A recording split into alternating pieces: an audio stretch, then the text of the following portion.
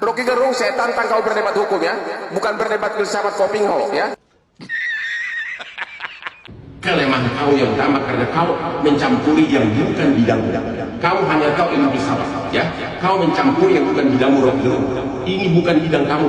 Saya lihat ini bukan bidang kamu. Apa bisa orang filsafat berdebat dengan orang hukum?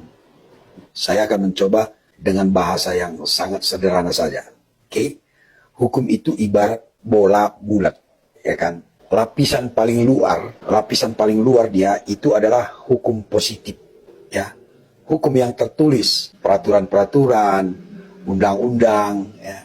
Pasal-pasal itulah yang paling luar. Nah, lapisan kedua itu teori hukum. Oke? Lapisan ketiga itu azas hukum. Nah, lapisan paling dalam itu filsafat, ya. Jadi induknya semua filsafat. Ya, sebelum ada hukum ini dimulai dari filsafat. Apa itu filsafat? Berpikir yang bijaksana. Kalau hukum, teman-teman, itu sudah ada kepentingan dalam membuat hukum itu, sudah ada kepentingan, baik kepentingan politik, ya, ekonomi dan lain sebagainya, ya. Tergantung tujuan hukum ini, kan gitu ya. Nah, kalau filsafat itu tidak ada kepentingan di sana, benar-benar berpikir bijaksana, ya. Berpikir filsafat itu tidak ada kepentingan di sana. Makanya filsafat adalah disebut induk dari segala ilmu pengetahuan. Semua ilmu pengetahuan itu berawal dari berpikir, yaitu filsafat tadi. Filsafat, filsuf atau ahli filsafat sudah ada jauh sebelum ada hukum ini, teman-teman. Ilmu pengetahuan apapun, di sana ada filsafatnya. Ilmu hukum ada filsafatnya, filsafat hukum. Ilmu politik ada filsafatnya. Begitu. Apa perbedaan hukum dan filsafat? Kita tidak bisa membedakan, tapi berkaitan dia. Orang hukum pasti belajar filsafat. Ya. Sederhananya begini. Hukum tidak mungkin membahas filsafat.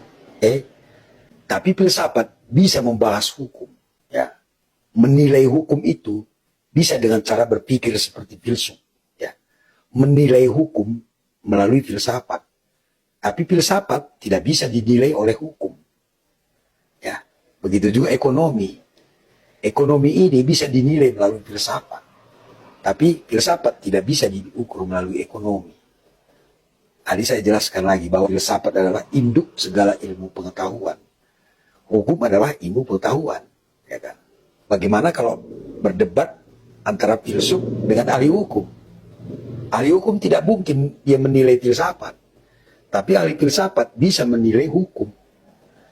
Mudah-mudahan ada sedikit gambaran. Ya, tetap bersama Bang Beni kita menambah wawasan, membuat kita lebih kritis di dalam hukum.